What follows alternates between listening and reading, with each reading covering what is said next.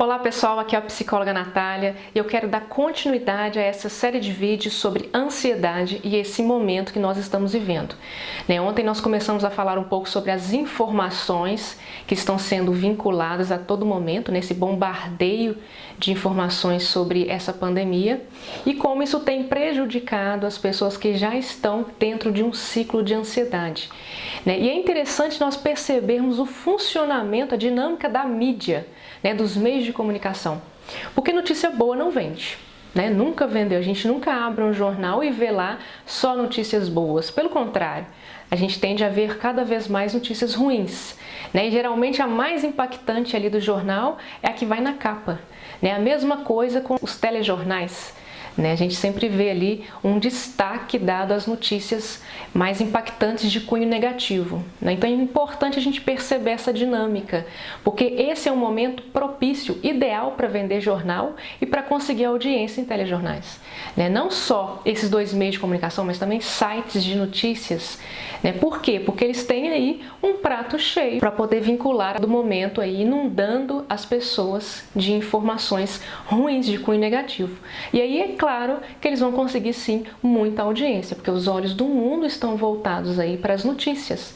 Então é interessante a gente perceber também essa manipulação da mídia em relação às notícias. É interessante a gente perceber essa dinâmica porque nos faz pensar sobre algumas questões, Será que não existem notícias boas? Ou será que a prioridade não é dada para as notícias ruins? Isso nos faz pensar, isso nos faz refletir sobre o papel da mídia, enquanto fazedora de opinião, porque a gente acaba sendo manipulado por uma mídia que tem como interesse vender a sua notícia. E como a gente viu, as notícias ruins tendem a vender muito mais do que notícias boas. Ainda sobre tudo que está sendo vinculado, acho que é interessante a gente abordar a questão dos sintomas. Muito se tem falado a respeito dos sintomas do coronavírus, entre eles a falta de ar. É interessante mencionar a falta de ar porque esse também é um sintoma de quem tem crises de ansiedade, de quem está com ansiedade em excesso ao ponto de ter um pico de ansiedade. Por que é interessante? Porque muitas pessoas também têm me procurado para falar que estão tendo muita falta de ar nesse momento e que estão achando que podem estar com essa doença.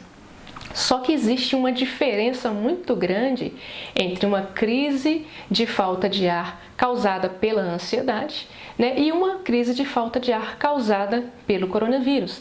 E a principal diferença é que a crise da ansiedade, ela tem um início súbito, ou seja, ela tem um início que começa repentinamente, a pessoa não está ali já dentro de um quadro que vai se agravando, que é o caso do coronavírus. Não, do nada, claro, vou colocar as minhas aspas aqui, começa ali um processo de apreensão em relação à própria respiração. Então a pessoa tem a impressão de que está com falta de ar. Essa é a crise de falta de ar da ansiedade e ela tende a passar.